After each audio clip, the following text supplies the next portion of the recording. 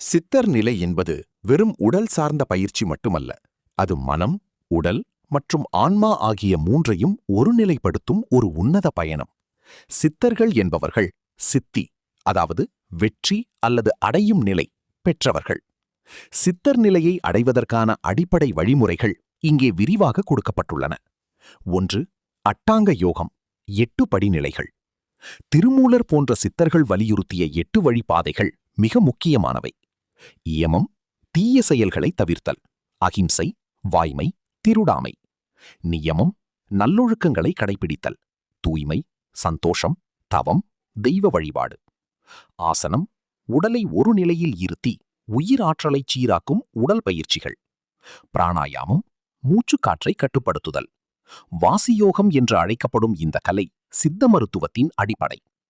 பிரத்யாகாரம், ஐம்புலன்களையும் வெளி உலக விஷயங்களில் இருந்து உள்நோக்கி திருப்புதல். தாரணை, ஒரு குறிப்பிட்ட புள்ளியில் அல்லது எண்ணத்தில் மனதை நிலைநிறுத்துதல். தியானம், தாரணை முதிர்ந்து மனமானது இறைநிலை அல்லது ஆன்மாவில் ஆழ்ந்து போதல். சமாதி, தான் என்ற உணர்வு அழிந்து பிரபஞ்சத்தோடு ஒன்றனை கலந்துவிடும் இறுதி நிலை. 2. காயகற்பம் மற்றும் உடல் பேணல். உடம்பார் அழியில் உயிரார் அழிவர் என்பது திருமூலர் வாக்கு. சித்தத்தை அடக்க உடல் ஆரோக்கியம் அவசியம். காயகற்பம், மூலிகைகள் மற்றும் ரசவாத முறைகள் மூலம் நரை, திரை, மூப்பு இன்றி உடலை நீண்ட காலம் அழியாமல் வைத்திருக்கும் முறை. மிதமான உணவு.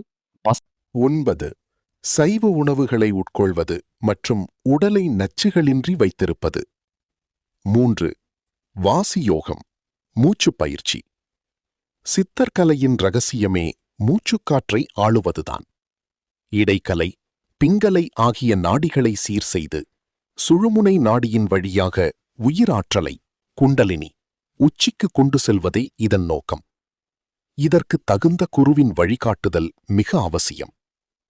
4. மனத் தூய்மை மற்றும் மெய்ஞானம். அகத்தாய்வு. நான் யார், எனது நோக்கம் என்ன என்பதை தொடர்ந்து சிந்திப்பது. ஆணவம், கண்மம், மாயை ஆகிய மும்மலங்களை நீக்க வேண்டும். சமநோக்கு, விருப்பு வெறுப்பின்றி எல்லா உயிர்களையும் தன்னைப் போலவே நேசிக்கும் குணம். 5. குருவின் வழிகாட்டுதல். சித்தர் நிலையை புத்தகங்கள் மூலமாகவோ அல்லது தானாகவோ அடைவது கடினம். முறையான தீட்சை மற்றும் வழிகாட்டுதல் வழங்கக்கூடிய ஒரு சற்குருவை அடைவது இந்த பயணத்தின் முதல் படியாகும். ஆன்மீகம் என்பது எங்கோ வெளியில் தேடுவதல்ல, அது நமக்குள் இருக்கும் தேடல் என்பதை மிக அழகாக புரிந்து வைத்துள்ளீர்கள். சித்தர் நிலையை நோக்கிய பயணத்தில் நீங்கள் கவனிக்க வேண்டிய சில முக்கிய அம்சங்கள் இங்கே. 1. உடலே பிரபஞ்சம், மைக்ரோகாசம். அண்டத்தில் உள்ளதுதான் பிண்டத்திலும் உள்ளது என்பது சித்தர்களின் வாக்கு.